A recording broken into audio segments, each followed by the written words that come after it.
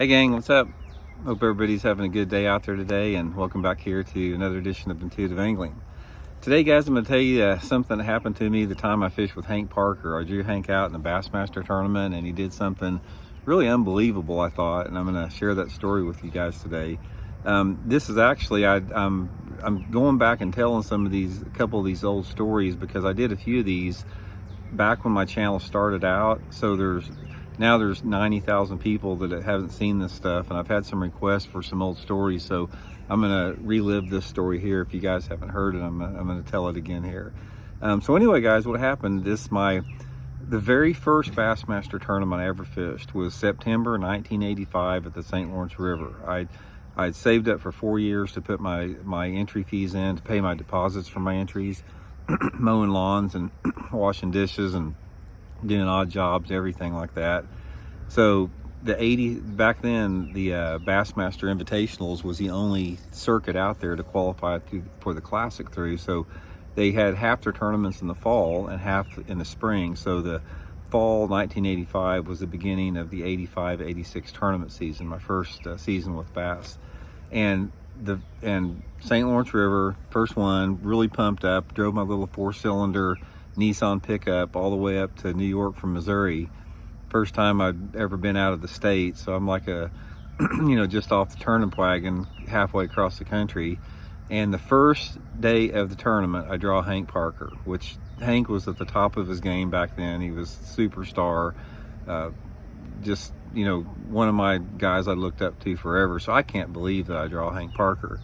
So anyway, in this particular tournament, I'd never been to the St. Lawrence River before.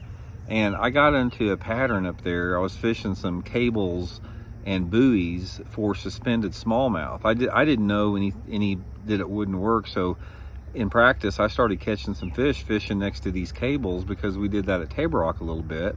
And I was catching a lot of smallmouth doing it. So the first day of that night before the tournament started, I got telling Hank about what I was doing. I said, Hank, I don't know anything about this place. It's the first time I've been here, but I probably could have caught 25 keepers every day of practice doing this. And Hank goes, well, man, he goes, I hadn't done that good. He goes, I really hadn't done any good, so why don't we just go fish your fish? I said, well, yeah, that's fine. And at the time, I had a Ranger 340, which was a 16-foot Ranger with a 150 on it. And Hank had a Ranger 350, which was a 17-foot 10-inch boat. And he goes, I'll tell you what, this is what I found, this is what was unbelievable that I'm gonna tell you about, that I couldn't believe. Hank goes, I'll tell you what, he goes, why don't we take my boat, since it's bigger, because the St. Lawrence River can get rough, and he goes, you can drive it.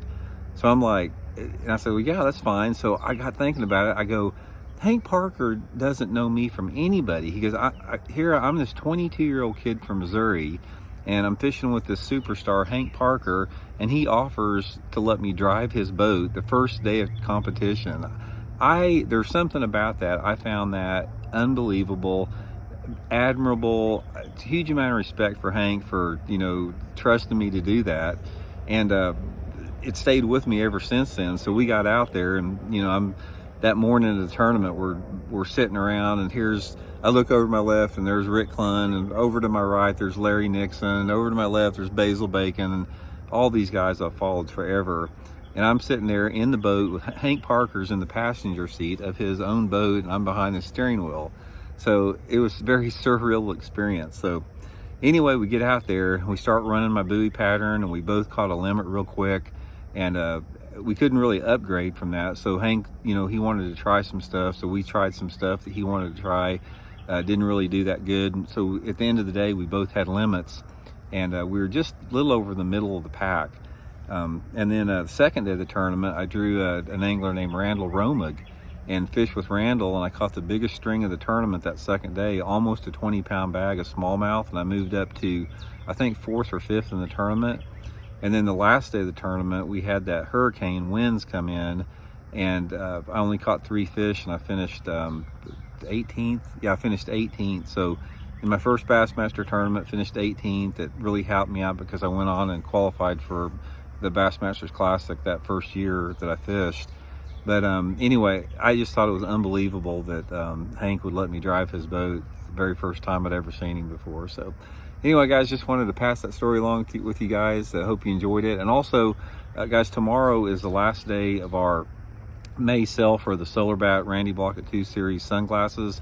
If you buy a pair by tomorrow, you get 25% off on the glasses, and you get a coupon, not a coupon, but a promo code for 50% off anything on the Solar Bat website. So I'll put that in the description. So we'll talk later, guys. See you. Bye.